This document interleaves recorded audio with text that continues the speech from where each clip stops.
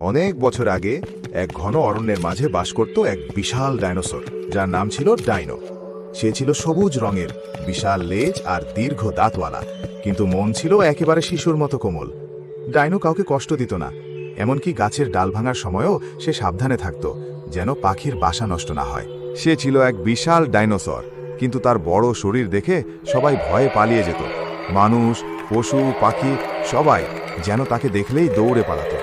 বেচারা ডাইনো একা একাই থাকত।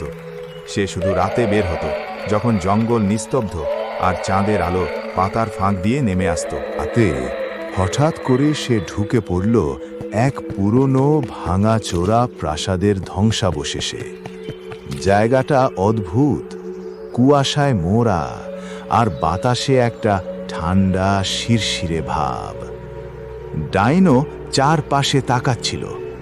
হঠাৎ তার পেছনে কিছুর নড়াচড়া টের পেল। সে ধীরে ধীরে ঘাড় ঘুরিয়ে দেখল একটা ছোট্ট সাদা ছায়া ভেসে বেড়াচ্ছে, চোখ দুটো বড় বড় আর মুখে এক চিলতে হাসি। ডাইনো গম্ভীর কণ্ঠে জিজ্ঞেস করল, তুমি কি ভূত? মুচকি হেসে বলল ছায়াটা, হুঁ, আমি টিকটিক, এই প্রাসাদের ভূত। আর তুমি তো সেই ডাইনোসর যাকে সবাই ভয় পায়। ডাইনো একটু লজ্জা পেল। হ্যাঁ, সবাই আমাকে ভয় পায়, অথচ আমি কাউকে কষ্ট দিই না। তুমি? টিকটিক বলল, আমার অবস্থাও একই, সবাই ভূত মানেই ভয় পায়, অথচ আমি শুধু খেলতে চাই।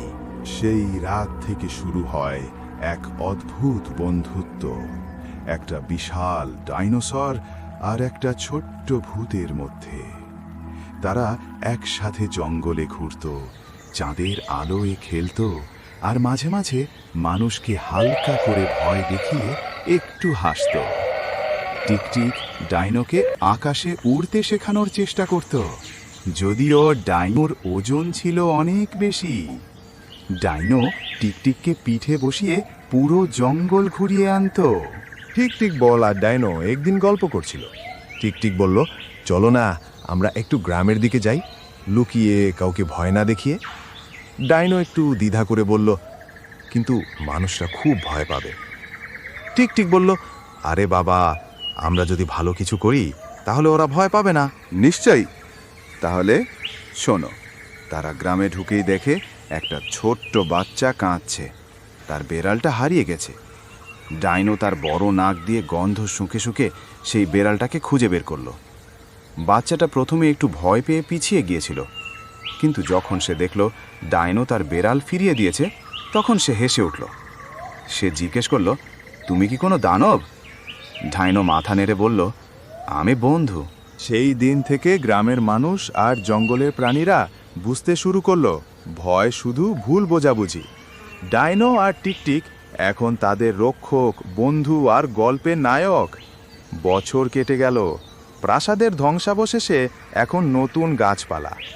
ডাইনো আর টিকটিক এখনও সেখানে দেখা দেয়, মাঝ রাতে চাঁদের আলোয়।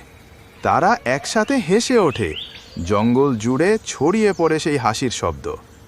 কারণ এক বিশাল ডাইনোসর আর ছোট্ট ভূতের বন্ধুত্ব অদ্ভুত হলেও সেটা ছিল একেবারে সত্যিকারের।